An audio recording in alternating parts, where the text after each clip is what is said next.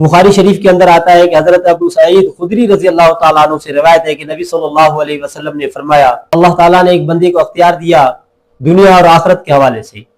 जब गए तो हजरत अली ने पहला सवाल यही किया है, जुमला बोला है, ए अबू बकर, अल्लाह ने जो आपको हम पे फजीलत दी है इस अमर खिलाफत में, हम आपसे हसद नहीं करते, लेकिन रसूलुल्लाह के घर वाले होने के नाते क्या आपका ये फर्ज नहीं बनता था कि हमें भी इस अमर में शरीक करते, इस मशवरे के अंदर। इस पे हजरत अबू बकर रो पड़े।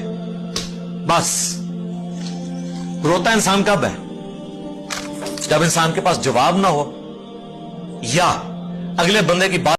तो वहां पर नबी सल्लल्लाहु अलैहि वसल्लम ने जब ये इरशाद फरमाया तो अबू बकर रजी अल्लाह ताला अन्हु उस पर रोने लगे।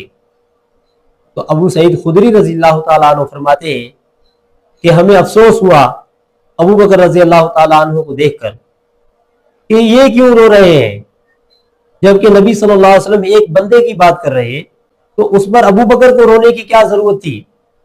लेकिन बाद में पता चला कि वो बंदा रसूलुल्लाह सल्लल्लाहु अलैहि वसल्लम थे और हम सब में सबसे ज्यादा जानने वाले अबू बकर रजी अल्लाह ताला अन्हु थे रसूलुल्लाह सल्लल्लाहु अलैहि वसल्लम को। तो मुझे बताएं, यहां पर अबू बकर रजी अल्लाह ताला अन्हु रो रहे हैं, तो यहां पर रोने का क्या मकसद था? यहां पर क्या मकसद था रोने का? सारे सहाबा बैठे हुए हैं, खामोश बैठे हुए हैं, बात सुन रहे हैं, एक अबू बकर रजी अल्लाह ताला अन्हु रो रहे हैं।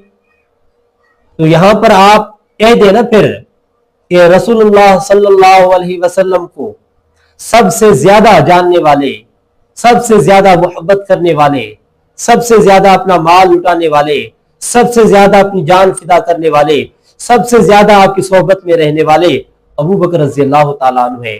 जो अबू बकर रजी अल्लाह ताला अन्हु को शरफ हासिल है वो किसी और को ऐसा शरफ हासिल नहीं है। आप अपनी जबान से जरा ये भी कह दें